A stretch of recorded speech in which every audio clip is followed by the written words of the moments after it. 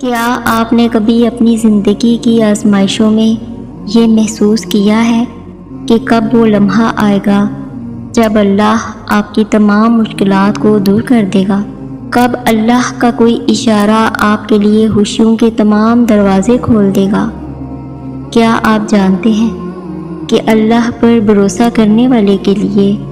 اللہ خود کافی ہوتا ہے اور اللہ اس کے ہر کام کو بہترین انداز سے پورا کرتا ہے؟ تو آج ہم اس ویڈیو میں ان خاص نشانیوں کے بارے میں بات کریں گے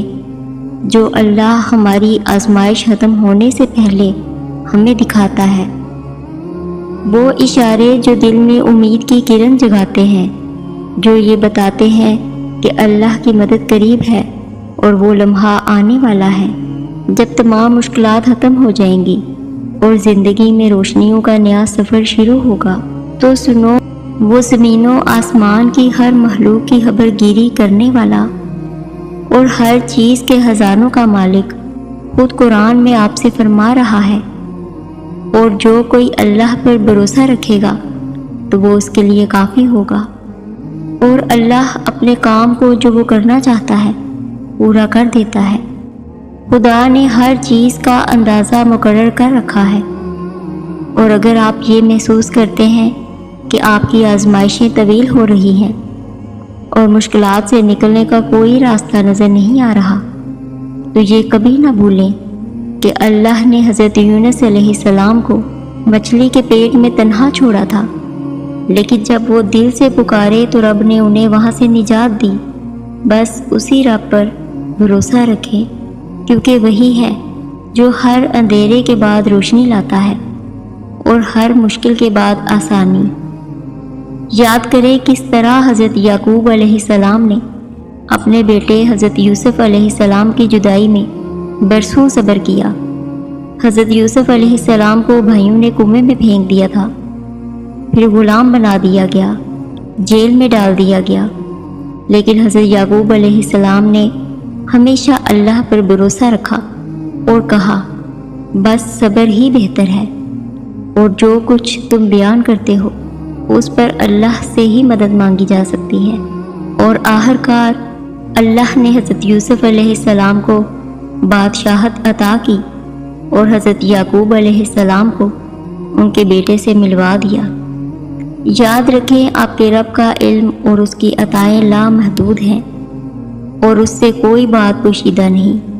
وہ آپ کے ماضی، حال، مستقبل سب کو جانتا ہے، اور یہ جان لیں کہ جو پوری کائنات کا انتظام چلا رہا ہے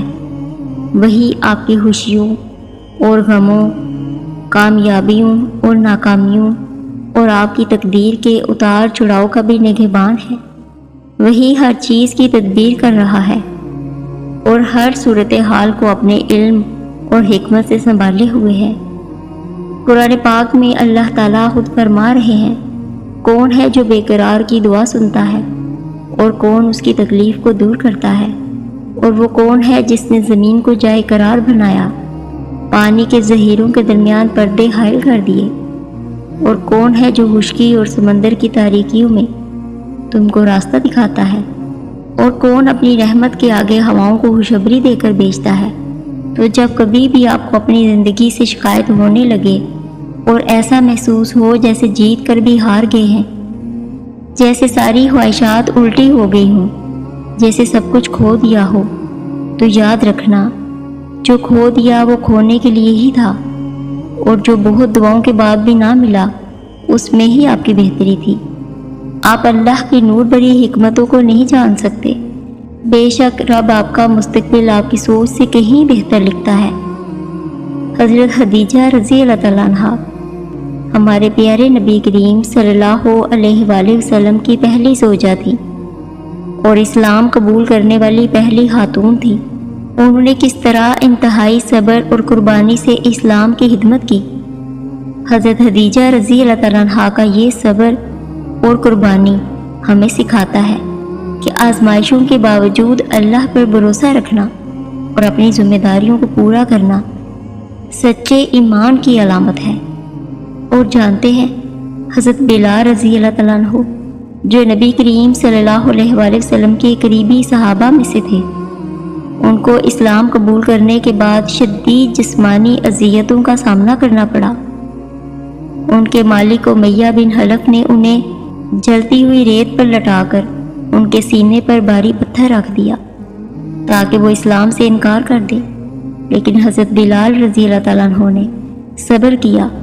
اور صرف اللہ ایک ہے کا ورد کرتے رہے۔ ان کا یہ ایمان اور صبر بعد میں اللہ کی طرف سے عظیم انعامات کا سبب بنا۔ حضرت بلال رضی اللہ تعالیٰ عنہ کی یہ مثال ہمیں سکھاتی ہے کہ ایمان کی راہ میں آنے والی مشکلات کے باوجود صبر کرنا اللہ کے نزدیک مقبول ہے اور اس کا صلہ بہترین ہے۔ اور جانتے ہیں وہ ایسی کون سی 4 چیزیں ہیں جو ظاہر کرتی ہیں کہ آپ کی آزمائشیں اب ختم ہونے والی ہیں، جس میں سب سے پہلی چیز تو یہ ہے کہ جب آپ انتقام کی قدرت ہونے کے باوجود معافی اور درگزر سے کام لیں، اپنا معاملہ اللہ کے سپرد کرنے لگے، تو جان رکھے تمام خطرات کے طوفان اور یہ پریشانیوں کے ہجوم کے باوجود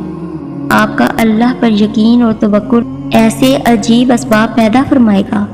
کہ آپ کی ظاہری آنکھیں دیکھتی رہ جائیں گی۔ یاد کریں وہ وقت جب حضرت یوسف علیہ السلام نے انتقام کی قدرت رکھنے کے باوجود اپنے بھائیوں کو ندامت سے نجات کے لیے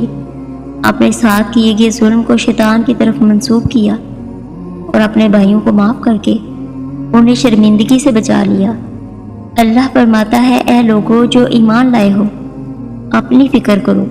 کسی دوسرے کی گمراہی سے تمہارا کچھ نہیں بگڑتا اگر تم خود راہ راست پر ہو۔ اور اے میرے بندو، لوگوں سے ایسی باتیں کیا کرو جو پسندیدہ ہوں، کیونکہ شیطان بری باتوں سے ان میں فساد ڈلوا دیتا ہے، اور کچھ شک نہیں کہ شیطان انسان کا کھلا دشمن ہے۔ اور جانتے ہیں آپ کے رب کی نگاہ کو جو چیز آپ کی طرف سب سے زیادہ مائل کرتی ہے وہ آپ کا مشکل وقت میں اپنی حاجات کے لیے اسی سے مدد طلب کرنا ہے اور اسی کی طرف ہاتھ پھیلانا ہے، کیونکہ جب آپ دعا کے لیے ہاتھ اٹھاتے ہیں تو آپ کے دل کی کیفیت آہستہ آہستہ بدل کر خالق سے گفتگو کرنے لگتی ہے، آپ کو ہدایت کے اس روشن رستے پر لے آتی ہے جسے صراط مستقیم کہتے ہیں۔ اور اگر آپ کے اندر یہ 2 چیزیں ظاہر ہونے لگیں تو سمجھ لیں یہ اس بات کا واضح اشارہ ہے اللہ عنقریب آپ کی آزمائش کو راحتوں میں بدلنے والا ہے، کہ جب آپ خوابوں کی دنیا میں خواہشات کے حیرادار بننے کی بجائے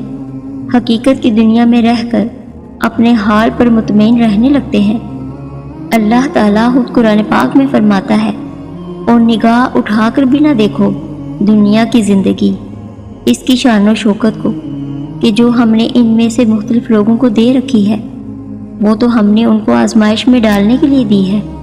اور جانتے ہیں دوسری کون سی خاص نشانی ہے جو آپ کی آزمائش کو دور کر کے آپ کو خوشیوں کے قریب کرنے لگتی ہے، کہ جب آپ کا دل بات بات پر گھبرانے لگے اور مایوسی آپ پر چھانے لگے، اور ایسے میں آپ خود کو مطمئن کرنے کے لیے ڈھونڈ کر نیکی کرنا شروع کر دیتے ہیں، کسی کے درد کا مداوا یا کسی کے دل کا مرہم بننے لگتے ہیں، تو سمجھ لیں آپ اللہ کی نگاہ میں آ چکے ہیں، کیونکہ آپ کے دل کی بدلتی کیفیت یہ واضح کرتی ہے کہ آپ کے غم اب خوشیوں میں بدلنے والے ہیں۔ اللہ تعالیٰ خود قرآن پاک میں آپ کو اس کا اشارہ دے رہا ہے، اور بھلائی تو انہی کے لیے ہے جنہوں نے اس دنیا میں بھلائی کی ہو، اور اللہ کی زمین بہت وسیع ہے،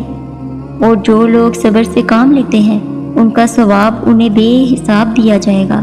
میرا رب قرآن پاک میں فرماتا ہے، جو شخص کسی مومن کو کوئی تکلیف پہنچائے یا اس پر ظلم کرے تو گویا اس نے اللہ کو تکلیف پہنچائی، اور جو کسی مومن کو خوشی دے تو گویا اس نے اللہ کو خوشی دی۔ یہ آیت واضح طور پر بتاتی ہے کہ انسان کے ساتھ اچھا یا برا سلوک کرنا دراصل اللہ کے ساتھ اچھا یا برا سلوک کرنے کے مترادف ہے۔ جب ہم دوسروں کی مدد کرتے ہیں اور ان کے دلوں کو خوش کرتے ہیں تو ہم اللہ کو خوش کرتے ہیں اور اس کی رحمت کے مستحق بنتے ہیں۔ جب انسان دوسروں کی مدد کرتا ہے تو ان کے دلوں کو خوش کرتا ہے تو یہ اس کی اپنی آزمائشوں کو آسان بنانے کا ایک ذریعہ بنتا ہے۔ اسی طرح جب آپ مایوسی اور غم کے عالم میں بھی دوسروں کی مدد کے لیے آگے بڑھتے ہیں تو یہ اللہ کی طرف سے آپ کے لیے ایک امتحان ہے۔ اگر آپ اس امتحان میں کامیاب ہوتے ہیں تو اللہ تعالیٰ آپ کو بہت سی نعمتوں سے نوازے گا۔ آپ کا دل جب دوسروں کے لیے درد محسوس کرنے لگتا ہے تو سمجھ لیں آپ اللہ کے قریب ہو رہے ہیں اور آپ کی آزمائش کا دور ختم ہونے والا ہے۔ اور جان رکھیں آپ کی آزمائش ختم ہونے کی سب سے بڑی نشانی تو یہ ہے کہ جب آپ کے درد میں ڈوبے سوالوں کے جواب آپ کو قرآن پاک تک لے آئیں اور اللہ کی آیتیں آپ کی عقل و فکر پر لگے تالوں کو توڑتی ہیں تو سمجھ لیں آزمائش کا طوفان تھم کر سکون کی لہروں میں بدلنے والا ہے، کیونکہ تمام کلاموں پر بھاری اللہ کا کلام اور تمام محبتوں پر بھاری اللہ ہی کی محبت ہے۔ یاد رکھیں وقت انسان کے لیے عارضی آزمائش کہلاتا ہے۔ زندگی فتح و شکست کی وہ داستان ہے جس میں ہر موڑ سے ایک نئی کہانی شروع ہوتی ہے۔ مطمئن ہو جائیں آپ کا رب آپ کی حفاظت اور حمایت پر قادر ہے، اور اس کا صرف ایک اشارہ آپ کی زندگی کے تپتے صحرا کو نیلستان میں بدل دے گا۔ قریب ہے آپ کے پھیلے دامن اور آپ کے دل کے آنگن کو خوشیوں سے بھر کر عطاؤں کے معجزات کرنے والا ہے۔ اس اطمینان کے ساتھ کہ آپ کا رب آپ کا ساتھ دے رہا ہے، آپ اس دعا کے ساتھ دل کھول کر اللہ سے مانگ سکتے ہیں، یا اللہ مجھے صبر کی توفیق عطا فرما تاکہ میں آزمائشوں کے وقت بھی آپ کی اطاعت کرتا رہوں۔ یا اللہ مجھے ایمان کی مضبوطی عطا فرما تاکہ میں آپ سے کبھی جدا نہ ہوں اور آپ کی راہ پر چلتا رہوں۔ یا اللہ میرے گناہوں کی مغفرت فرما اور مجھے جنت الفردوس میں داخل فرما۔ یا اللہ ہم سب مسلمانوں پر اپنی رحمت فرما اور ہمیں دنیا اور آخرت کی بھلائی عطا فرما۔ اور یاد رکھیں دل کے لیے لوگوں کے ساتھ نرمی برتنے اور ان کے لیے خیر خواہی کرنے سے بڑھ کر کوئی نفع بخش چیز نہیں ہے۔ اگر آپ لوگوں کے ساتھ ایسا برتاؤ کریں گے تو یا تو وہ غیر ہوں گے جن کی محبت اور دوستی حاصل کر سکیں گے، یا پھر وہ دوست ہوں گے جن کے ساتھ محبت و پیار برقرار رہے گا، یا وہ دشمن ہوں گے جن کی دشمنی کو آپ اپنی نرمی سے ٹھنڈا کریں گے اور ان کے شر سے محفوظ رہیں گے۔ جو شخص لوگوں کے بارے میں اچھی نیت رکھتا ہے اور ان کے بارے میں اچھا گمان کرتا ہے، اس کی نیت درست ہو جاتی ہے، اس کا سینہ کھل جاتا ہے، اس کا دل سلامتی میں ہوتا ہے اور اللہ اسے تکلیفوں اور مصیبتوں سے محفوظ رکھتا ہے۔ میری دل سے دعا ہے کہ اللہ آپ سب کو ایمان و سکون اور خوشیوں والی زندگی عطا کرے۔ اللہ آپ سب کی حفاظت فرمائے اور اپنی حفظ و امان میں رکھے۔ آمین۔ جزاک اللہ خیر۔